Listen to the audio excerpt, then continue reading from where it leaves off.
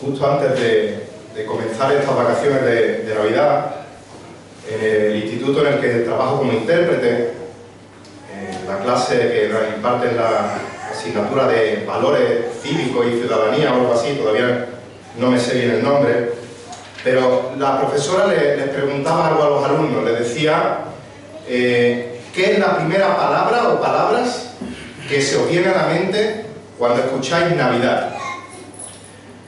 Las respuestas fueron, como suponéis, muy diversas. Unos dijeron familia, regalos, alegría, tristeza, dijo alguno, pero había varias repeticiones del mismo concepto, aunque con distintas palabras. Uno decía empatía con el necesitado, otro decía generosidad, ayuda al pobre. Y parece que es que estas fechas navideñas despiertan ese sentimiento de solidaridad que parece que está aletargado a lo largo de todo el año.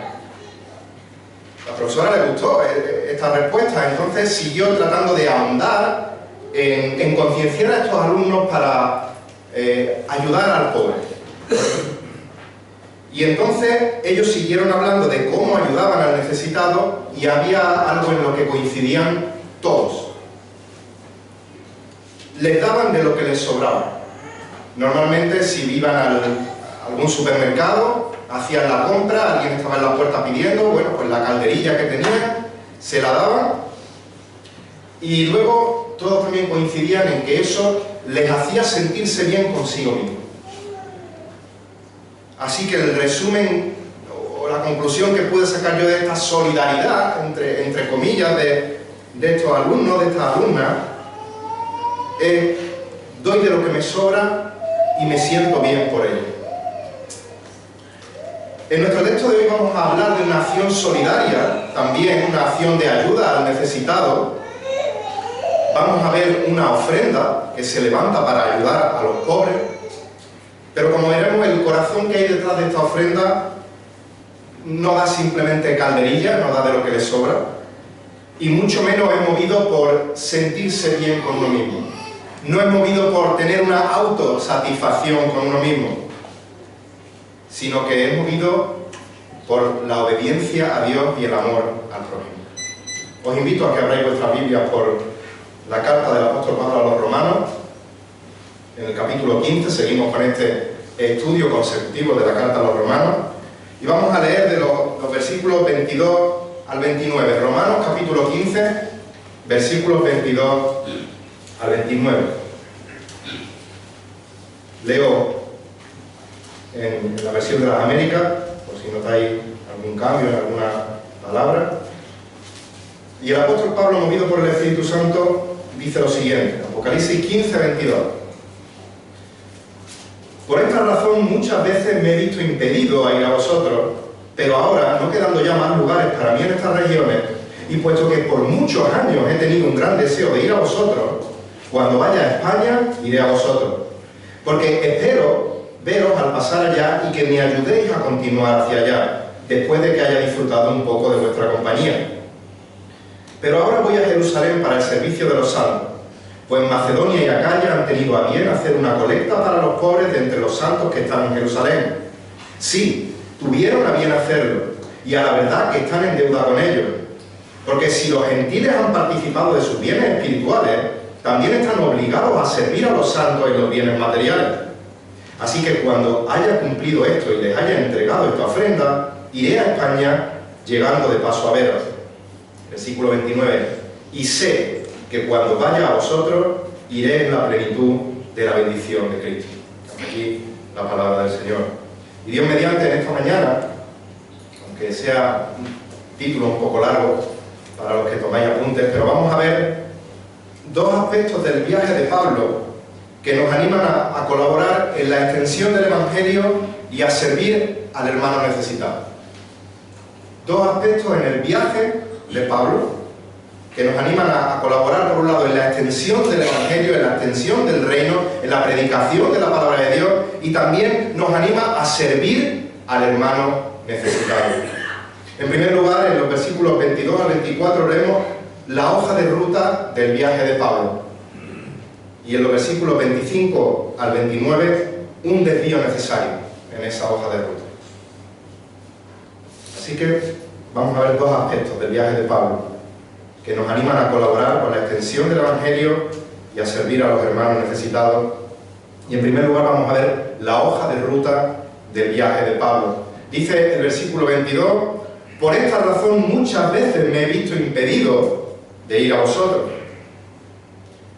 No sé si os dais cuenta al leer esto, pero el apóstol Pablo acaba de revelar algo que nos tiene en vela desde hace 15 capítulos. Dice Pablo en Romanos 1, versículo 13: y no quiero que ignoréis, hermanos, que con frecuencia he hecho planes para visitaros y hasta ahora me he visto impedido, a fin de obtener algún fruto también de vosotros, así como de los demás gentiles. La primera vez que leí este versículo, al leer la frase hasta ahora me he visto impedido a ir a vosotros, lo primero que se me vino a la cabeza es que el Espíritu Santo le había impedido ir a Pablo a Roma, tal vez de la misma manera que le había impedido ir a Frigia, a Galacia, a Bitinia, para que fuese a Macedonia. Por supuesto, él fue movido por el Espíritu en todos sus viajes misioneros, pero dice Hechos 16, del 6 al 10, que pasaron por la región de Frigia y Galacia, habiendo sido impedidos por el Espíritu Santo para hablar la palabra en Asia. Y cuando llegaron a Misia, intentaron ir a Bitinia, pero el Espíritu Santo no se lo permitió, se lo impidió. Y pasando por Misia, descendieron a Troas. Por la noche se le mostró a Pablo una visión. Un hombre de Macedonia estaba en pie suplicándole y diciendo: pasa a Macedonia y ayúdanos. Cuando tuvo la visión, enseguida procuramos ir a Macedonia, persuadidos de que Dios nos había llamado para anunciarles el Evangelio. Y ahora en Romanos 1:13 dice que hasta el momento él quería ir a Roma, pero se había visto impedido para ver a sus hermanos allí. Pero en este caso, el Espíritu Santo no se lo había impedido de la misma manera que en estos viajes, como hemos dicho, al pasar por Frigia, por Galacia, por Bitinia. Sino que dice que por esta razón, versículo 22, me he visto impedido a ir a vosotros. ¿Por qué razón? Vamos 2 versículos antes. Versículo 20. De esta manera, me esforcé en anunciar el Evangelio, donde Cristo no era ya conocido, para no edificar sobre el fundamento de otro. En Roma ya había una iglesia establecida, así que antes de viajar a Roma, Pablo quiere llevar el Evangelio a lugares donde Cristo no ha sido predicado, donde Cristo no era aún conocido, y por esta razón no había podido ir o no había querido ir a Roma hasta ahora a visitar a sus hermanos en la fe. Pero sigue diciendo el versículo 23: pero ahora, no quedando ya más lugares en estas regiones. Ya leímos en el versículo 19 que decía Pablo que desde Jerusalén y por los alrededores hasta el Ilírico he predicado en toda su plenitud el Evangelio de Cristo. Dice Reina Valera: todo lo he llenado del Evangelio de Cristo. Y como dijimos, Pablo no está afirmando que ha predicado el Evangelio a todas y cada una de las personas que se encontraban en ese viaje de unos 2000 kilómetros que abarcaba ese trayecto, sino que en esas regiones Pablo, con su equipo colaborador, habían fundado iglesias en ciudades importantes para que ya desde esa iglesia fuese extendido el Evangelio a lo largo de todas esas regiones. Y como su misión ya había sido cumplida, ahora sí tenía la oportunidad de ir a visitar a sus hermanos en Roma. Dice el versículo 23, la segunda parte: y puesto que por muchos años he tenido un gran deseo de ir a vosotros, cuando vaya a España, como me pilla de camino, iré a vosotros. Escuché a un predicador calcular aproximadamente la distancia recorrida por Pablo en este viaje. Me parecía interesante compartirlo para que nos hagamos una idea de la envergadura de la misión evangelística del apóstol Pablo. Teniendo en cuenta que casi con toda seguridad él escribió esta carta desde Corinto, hemos leído que el trayecto sería Corinto-Jerusalén, Jerusalén-Roma, Roma-España. lo cual en una ruta por barco, que era lo más corto en aquella época, sería unos 4.800 kilómetros. Si sumamos que habría rutas por tierra, se podía casi doblar esta distancia. Y no olvidemos que los viajes en aquella época no eran como ahora, ni en comodidad ni en seguridad. De hecho, el apóstol Pablo nos dice en la Biblia que viajar en aquella época era peligroso.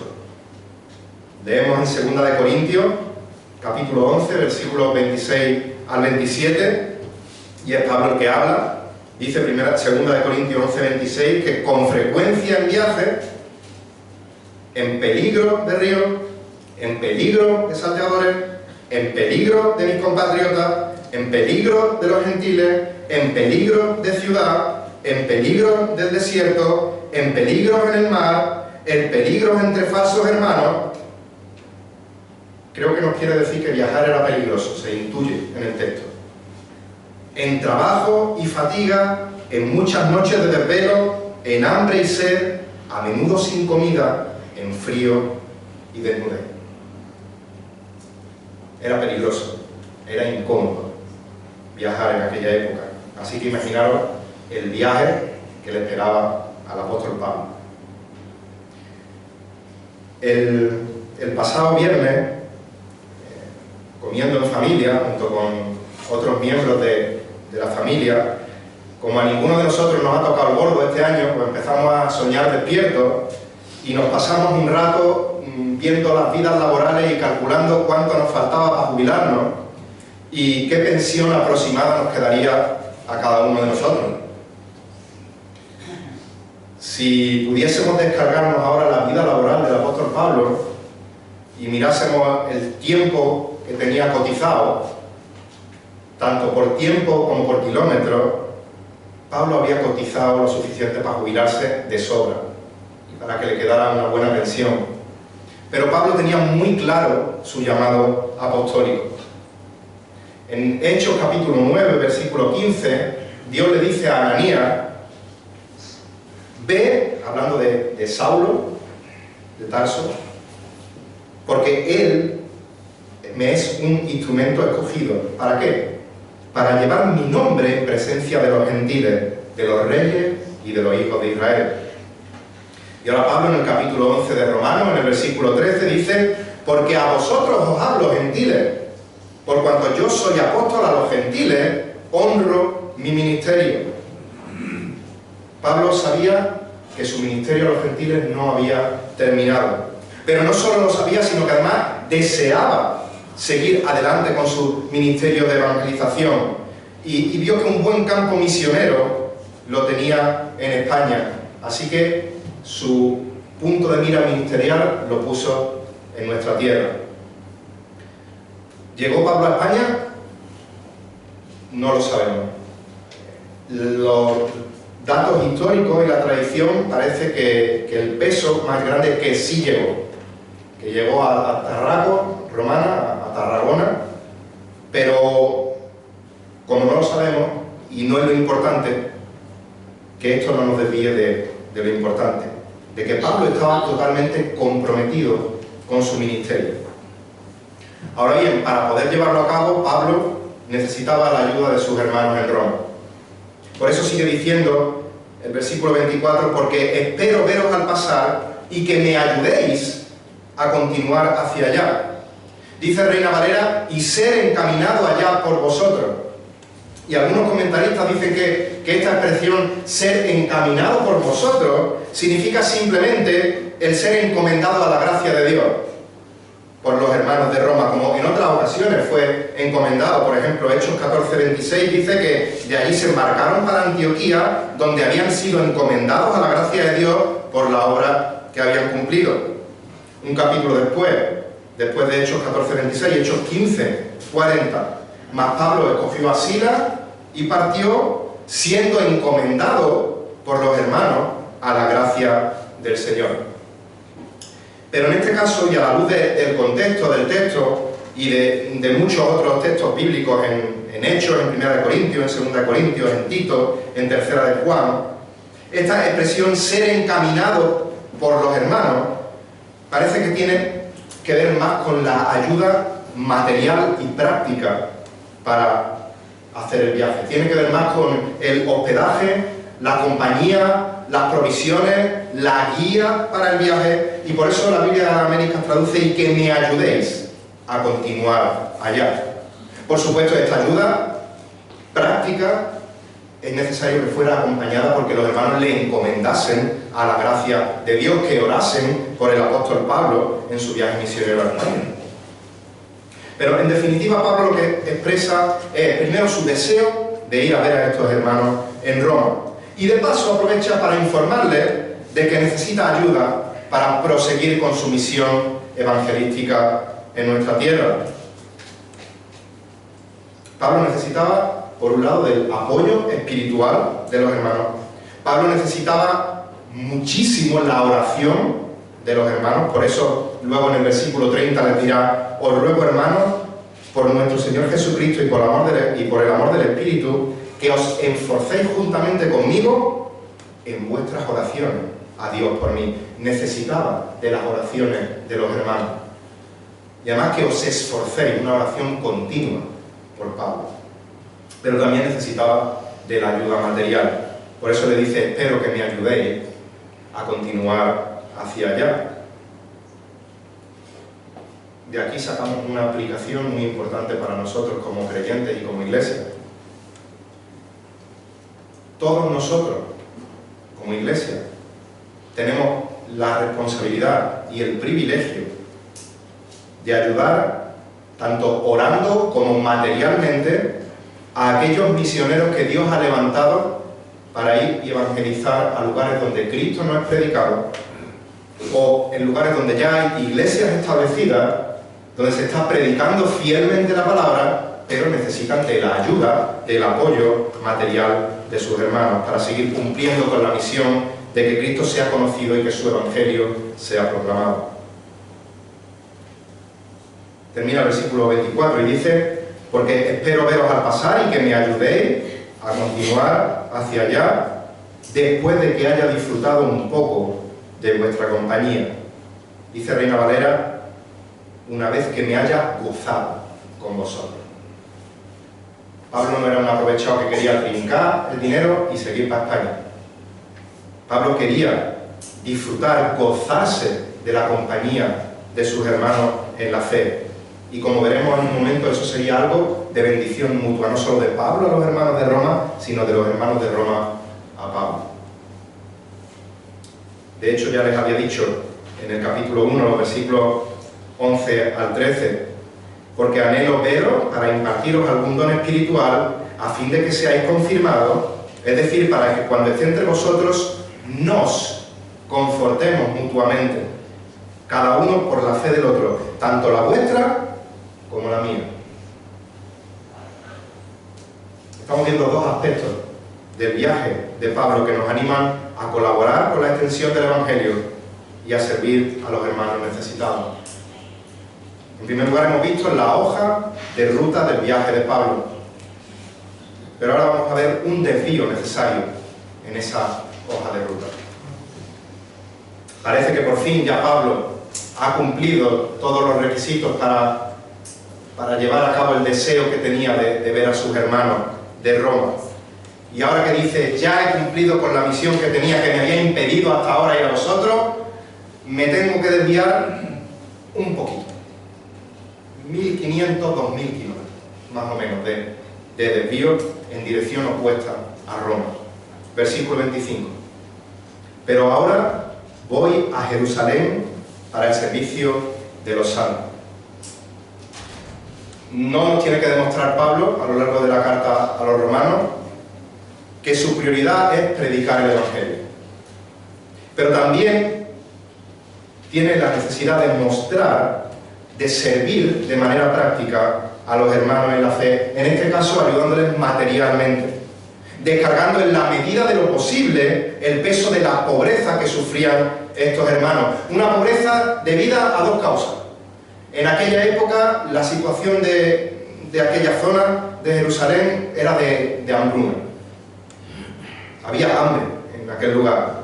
Pero los cristianos tenían un extra. no solo padecían hambre porque había una época de hambre, sino porque también, y en gran parte, eran perseguidos por su fidelidad a Cristo. Por lo cual estaban pasando una situación de penuria importante. En 2 Corintios 11:27, Pablo dijo que había estado, como hemos leído, en trabajo, en fatiga, muchas noches de desvelo, de hambre, de sed, a menudo sin comida, en frío, en desnudez. En Filipenses 4:12 dice que sé vivir en pobreza, también sabía vivir en prosperidad. Pablo entendía perfectamente lo que estaban pasando estos hermanos. Él había sufrido en sus propias carnes la necesidad, el hambre, el frío, la desnudez, y ahora quería asegurarse de que esa ofrenda llegaba a sus hermanos. Dice el versículo 26, pues Macedonia y Acaya han tenido a bien hacer una colecta para los pobres de entre los santos que están en Jerusalén. El plan de este viaje lo vemos en Hechos de los Apóstoles, en el capítulo 19, versículo 21, donde nos dice que pasadas estas cosas Pablo decidió en el Espíritu ir a Jerusalén después de recorrer Macedonia y Acaya, diciendo, después de que haya estado allí, debo visitar también Roma. Dice que las iglesias de Macedonia y Acaya habían tenido a bien hacer una colecta, hacer una ofrenda para los pobres que estaban entre los santos en Jerusalén. Y es tremendamente importante que nos detengamos aquí y entendamos lo que significaba esta ofrenda. Porque, como hemos dicho, esta colecta, esta ofrenda no surgía, como hemos dicho en la ilustración del principio, de alguien que le sobraba la calderilla y que se sentía bien consigo mismo, sino que era una demostración del amor por los hermanos necesitados en otro lugar. Y los hermanos que levantan esta ofrenda de Macedonia y de Acaya, como veremos también en un momento, les supuso un sacrificio importante para hacerla. Pero esta ofrenda, y por eso digo que es muy importante que nos paremos aquí, iba más allá de la mera ayuda económica. Dice el texto que estos hermanos de Macedonia y de Acaya han tenido a bien hacer una colecta. Y el versículo 27 vuelve a decir, sí, tuvieron a bien hacerlo. Esta expresión tener a bien significa en el original considerar como algo bueno de hacer, como algo digno de hacer. Han tenido a bien hacer una colecta para los pobres, para los santos de Jerusalén. Y esta palabra colecta, esta palabra ofrenda, en el original es una palabra que nos suena mucho, se usa, y es koinonía. Han tenido a bien tener una koinonía con estos hermanos pobres de Jerusalén. Y koinonía tiene el sentido de compañerismo, de comunión, de realizar una contribución o establecer una relación. Por eso digo que esta ofrenda iba más allá de la mera ayuda económica para suplir una necesidad física.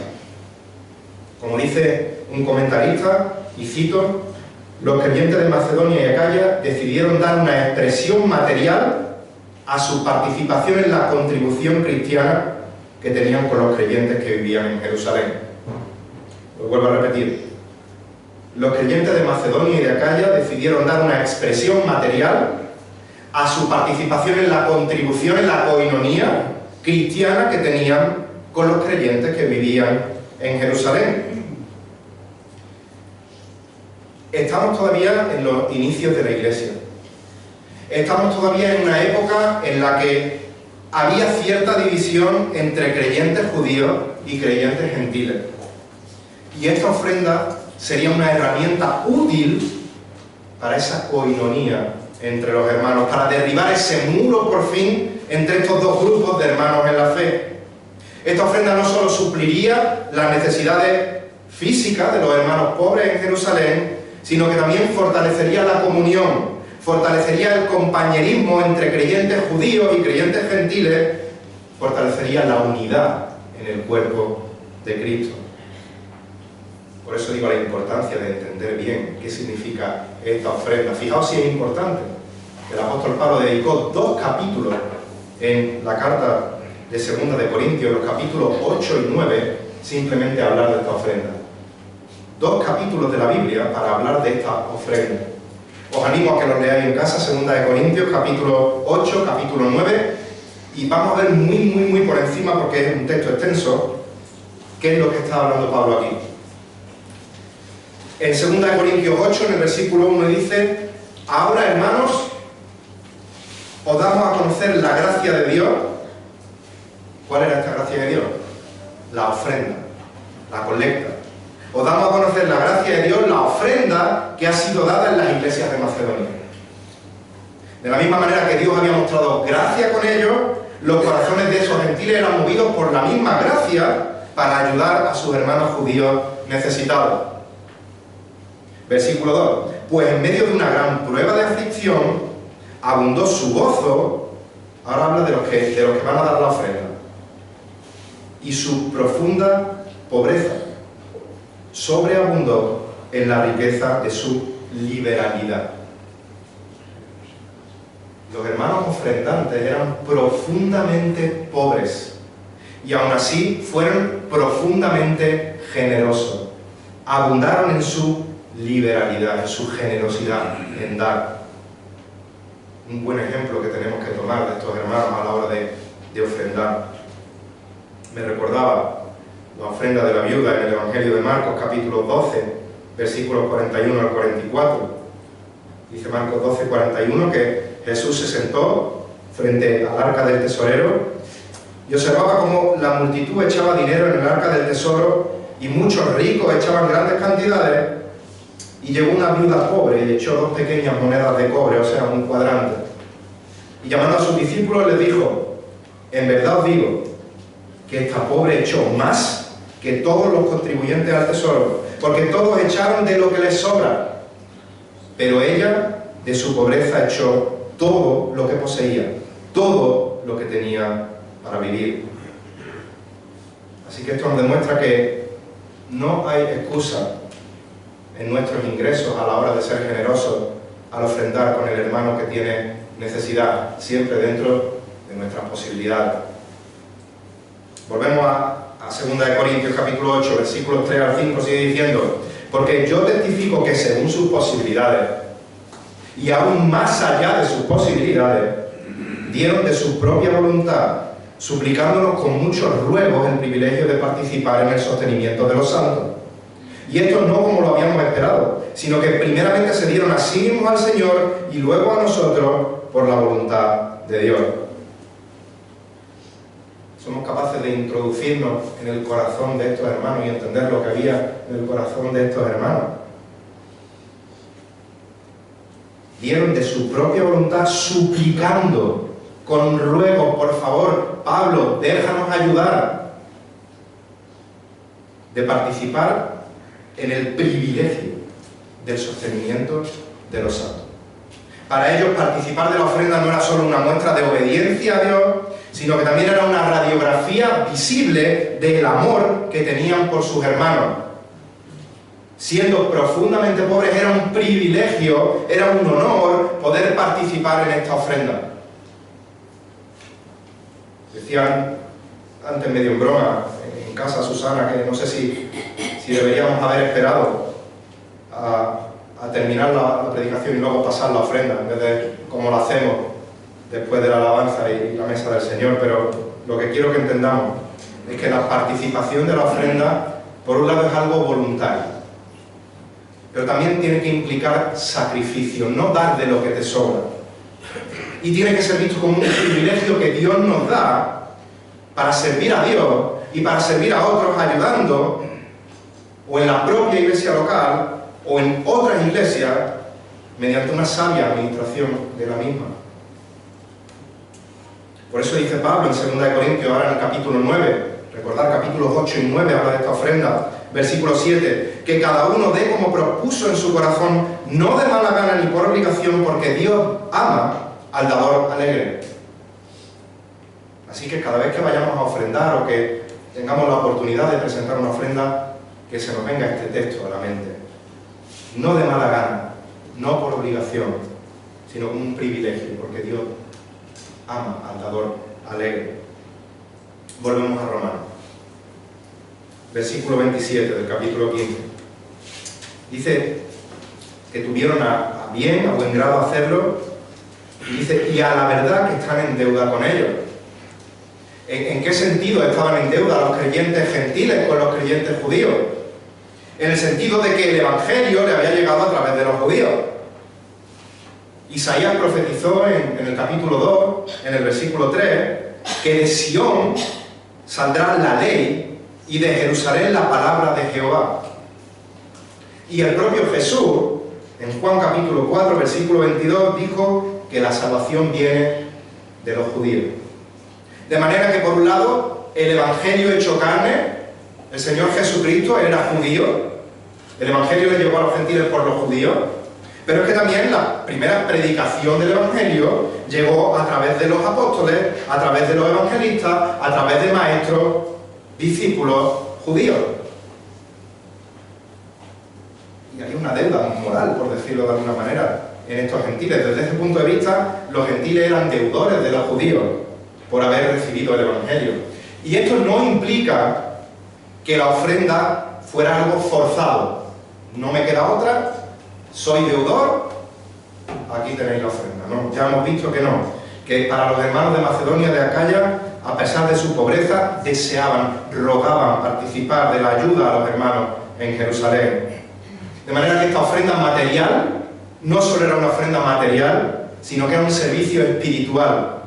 Por eso Pablo sigue diciendo en el versículo 27, porque si los gentiles han participado de sus bienes espirituales, de recibir el Evangelio, también están obligados a servir.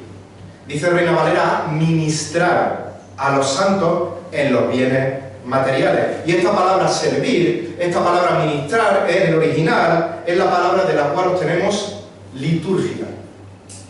Y se empleaba para hablar de un servicio sacerdotal. De manera que esta ofrenda era material, pero era un servicio espiritual para los hermanos. De hecho, solo unos versículos antes de este capítulo, en el capítulo 16, el propio apóstol Pablo compara su ministerio de predicación con el de los sacerdotes en el Antiguo Testamento y dice, versículo 16, que le había sido dada la gracia por Dios para ser ministro de Cristo Jesús a los gentiles, ministrando a manera de sacerdote el Evangelio de Dios. Es decir, Pablo equiparaba su ministerio de predicación a aquel sacerdote que ofrecía su ofrenda de gratitud y de adoración a Dios. Y en este caso, si recordáis, la ofrenda que él presentaba delante de Dios eran los propios creyentes que habían sido salvos por la predicación del Evangelio de Dios. Ahora en nuestro texto Pablo nos dice que es una ofrenda material, ¿sí?, que ha nacido de un corazón generoso, que ama obedecer a Dios, que ama servir a los hermanos y por tanto también es un servicio espiritual. Versículo 28. Así que cuando haya cumplido esto y les haya entregado esta ofrenda, iré a España llegando de paso a veros. Me gusta más la traducción que hace Reina Valera de este texto. La Biblia de la América dice, y les haya entregado esta ofrenda. Reina Valera dice, y les haya entregado este fruto. Se puede traducir de las dos maneras, ofrenda, fruto, pero yo creo que Reina Valera capta mejor, desde mi punto de vista, la profundidad del significado de esta ofrenda. Porque si tenemos en cuenta la interpretación de ofrenda como fruto, el fruto que estaría haciendo referencia no es solo al dinero material que habían recogido, sino que el fruto último de esto era el testimonio de la fe genuina de los gentiles, que fortalecería la unidad entre judíos y gentiles, esa coinonía, esa comunión entre ambos grupos de creyentes. Esta ofrenda demostraba que el evangelio que habían recibido de los judíos estaba produciendo fruto en los gentiles con una profesión de fe verdadera. Como hemos dicho antes, en esa época, recordar, había cierta antipatía, cierta animosidad, cierta desconfianza entre judíos y gentiles, pero esta ofrenda terminaría con eso. Demostraría que ese donativo obtenido con sacrificio, dado con gozo, dado con liberalidad, dado generosamente, mostraba que estos hermanos gentiles son auténticos creyentes. que no son creyentes de segunda categoría, que son hermanos en la fe de los creyentes judíos, y que judíos y gentiles formaban parte de un mismo cuerpo, de una misma familia espiritual. Ese era el fruto. De ahí el interés que tenía Pablo en ir personalmente a entregar esta ofrenda y hacer ese pequeño desvío de 1.500, 2.000 kilómetros, aunque deseaba profundamente ir a ver a sus hermanos en Roma. Ya hemos leído de esta ofrenda en capítulo 8 de 2 de Corintios, pero permitidme leer unos versículos también en el capítulo 9. 2 de Corintios 9, versículos 12 al 14, dice: porque la administración de este servicio, nuevamente de la ofrenda que estamos viendo en Romanos 15, no solo suple con plenitud lo que les falta a los santos, lo material, sino que también sobreabunda a través de muchas acciones de gracias a Dios. Por la prueba dada por esta administración, por el fruto que hemos leído, por la evidencia de que los creyentes gentiles y judíos eran hermanos en la fe, por la prueba dada por esta administración, por este servicio, por esta ayuda, sigue diciendo: glorificarán a Dios por vuestra obediencia a vuestra confesión del Evangelio de Cristo, y por la liberalidad de vuestra contribución para ellos y para todos, mientras que también ellos, mediante la oración a vuestro favor, demuestran su anhelo por vosotros debido a la sobreabundante gracia de Dios en vosotros. Habían conseguido un ciclo de bendición entre ambos hermanos, judíos y gentiles. La ofrenda de los gentiles de Macedonia y de Acaya demostraría a los cristianos judíos de Jerusalén que eran verdaderos creyentes, lo cual llevaría a los cristianos de Jerusalén a glorificar a Dios por haber salvado verdaderamente a estos hermanos, lo cual llevaría a su vez a estos hermanos de Jerusalén a orar por sus hermanos gentiles, los cuales amaban profundamente a sus hermanos judíos y oraban por ellos. Y todo ello redundarían en que glorificarían a Dios y uniría aún más a la iglesia de Cristo, tanto a judíos como a gentiles. Versículo 29. Y sé que cuando vaya a vosotros, iré en la plenitud de la bendición de Cristo.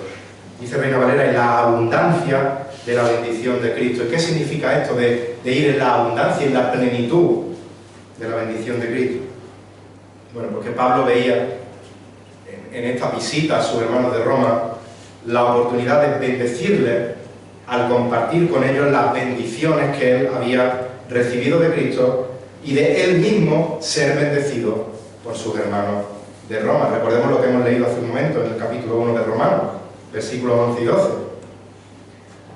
Porque anhelo veros para impartiros algún don espiritual, para bendeciros, a fin de que seáis confirmados. Dice, es decir, para que cuando esté entre vosotros, y no dice os confortéis, sino nos confortemos mutuamente, cada uno por la fe del otro, tanto la vuestra como la mía. Versículo 13, a fin de obtener algún fruto también de entre vosotros. Pablo también era bendecido, era beneficiado, así como entre los demás gentiles. Versículo 15, así que por mi parte, ansioso estoy de anunciar el Evangelio también a vosotros que estáis en Roma.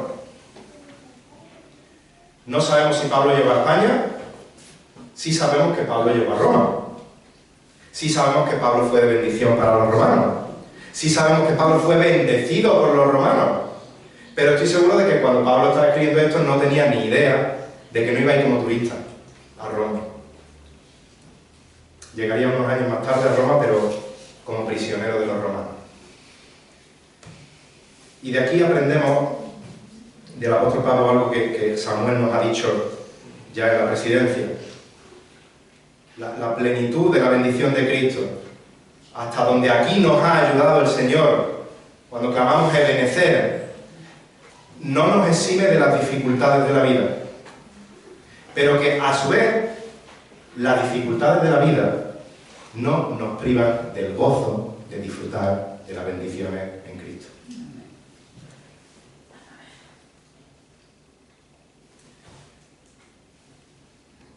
Por eso Pablo escribe en Filipenses 1, versículos 12 al 14. Y quiero que sepáis, hermanos, que las circunstancias en las que me he visto han redundado en el mayor progreso del Evangelio. Está hablando en Roma. De tal manera que mis prisiones por la causa de Cristo se han hecho notorias en toda la guardia pretoriana y a todos los demás. Y que la mayoría de los hermanos, confiando en el Señor por causa de mis prisiones, tienen mucho más valor para hablar la palabra de Dios sin temor. Versículo 18. Entonces, ¿qué? Que de todas maneras, ya sea fingidamente o en verdad, Cristo es proclamado y en esto me regocijo. Sí, y me regocijaré. Así que el ejemplo de Pablo nos lleva a la pregunta del millón. Cuando consideramos las misericordias de Cristo que hemos visto también a lo largo de la carta a los romanos, cuando meditamos en el sacrificio que tuvo que hacer Jesucristo para nuestra salvación, para nuestra justificación, para nuestra santificación, para nuestra futura glorificación, para que disfrutemos desde ya de las bendiciones, de la plenitud de la bendición de Cristo, la pregunta es, ¿va a producir en mí, va a producir en vosotros la misma respuesta que produjo en el apóstol Pablo, en el corazón del apóstol Pablo, de salir de su zona de confort y proclamar el Evangelio de Cristo? ¿Vamos a estar dispuestos a pagar el coste que sea necesario para dar de gracia lo que hemos recibido de gracia? Y no hace falta que dejes todo y que viajes 2000 kilómetros y te pongas a predicar el Evangelio donde Cristo no ha predicado. Si te ha llamado a eso, gloria a Dios por ello. Pero a lo mejor solo tienes que viajar 2 metros a la puerta del frente de tu vecino. A lo mejor tienes que desplazarte a la mesa de tu compañero de trabajo, de tu compañero de estudio. Y puede suponer burla, puede suponer rechazo, puede suponer consecuencias negativas, puede suponer no ascender en tu trabajo. Pero esto no apagará el regocijo de que Cristo es proclamado. Y como hemos visto, otra de las formas que podemos colaborar, que debemos colaborar para el avance del reino de Cristo, es por medio de 2 servicios espirituales: la oración y la ayuda material a aquellos que Dios ha levantado para plantar iglesias donde Cristo no es predicado, o a aquellos que ya han plantado iglesias y que Cristo está siendo predicado y necesitan de nuestra ayuda. Así que espero que la palabra de Dios predicada hoy nos haya dado un mejor entendimiento de qué significa ofrendar. No solo a aquellos que conocemos personalmente, no solo a la iglesia local en la que nos encontramos, sino a aquellos que no conocemos, pero de los que tenemos noticias fiables, por supuesto, porque por desgracia hay mucho engañador. Noticias fiables de su ministerio y noticias fiables de sus necesidades. Que la palabra predicada hoy nos ayude a que el Evangelio de Cristo impulse nuestras vidas a ser generosos, a sacrificar de nuestro tiempo para orar por el necesitado y a sacrificar a lo mejor de nuestras comodidades, de quitarnos algo que no es malo, pero bueno, podemos prescindir de ello para ayudar a aquel que lo necesita. Y que todo esto no sea de mala gana, sino que sea un servicio de obediencia a Dios. Que sea una ofrenda que no solo llega a estos hermanos o hermanas materialmente, sino que suba a nuestro Dios como olor fragante. Y si en esta mañana estás escuchando el Evangelio y no tienes a Cristo en tu vida, igual no hemos tenido que viajar 2000 kilómetros para presentártelo, sino que Dios te ha traído aquí para escuchar el Evangelio. O si lo escuchas luego desde internet, en tu casa, Dios te está trayendo el mejor regalo de Navidad que se te puede traer, que es el Evangelio. Y el Evangelio dice que el que os está hablando es un pecador, pero tú que estás escuchando también eres un pecador. Y que todo pecador sin Cristo tiene como destino el infierno eterno. Pero Cristo, por medio del Evangelio, te está ofreciendo hoy perdón. te está ofreciendo hoy las puertas de la salvación, las está abriendo de par en par. Solo tienes que acudir a Cristo en arrepentimiento y fe y pedirle perdón por tus pecados y confesarle como Señor, como Salvador de tu vida. Y Él te promete perdonarte, da igual la edad que tengas. Él promete darte vida eterna. Él promete darte la salvación. Que el Señor bendiga su palabra y que, si es su voluntad, hoy sea un día de salvación para su gloria y también para nuestro gozo. Vamos a orar.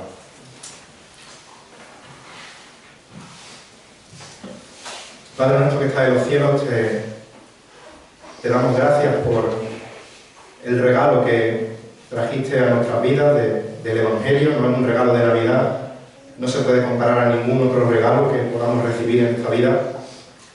El regalo de que la segunda persona de la Trinidad se encarnase y viniese a esta tierra. Lo hemos dicho muchas veces, pero nos lo predicamos a nosotros mismos cada día, a vivir la vida perfecta que ninguno de nosotros podía vivir, para morir la muerte que nosotros sí merecíamos morir y así salvarnos de la condenación eterna. Gracias por la vida de Cristo, por el ejemplo de Cristo, por la sangre de Cristo, Señor. Ayúdanos a ser conscientes de que hay millones de personas que van directos a la condenación eterna y necesitan de que tu palabra sea predicada. Y gracias por aquellas personas que tú levantas para que viajen X kilómetros a otros países, a otros pueblos, a otros lugares donde tu evangelio no es predicado, Señor.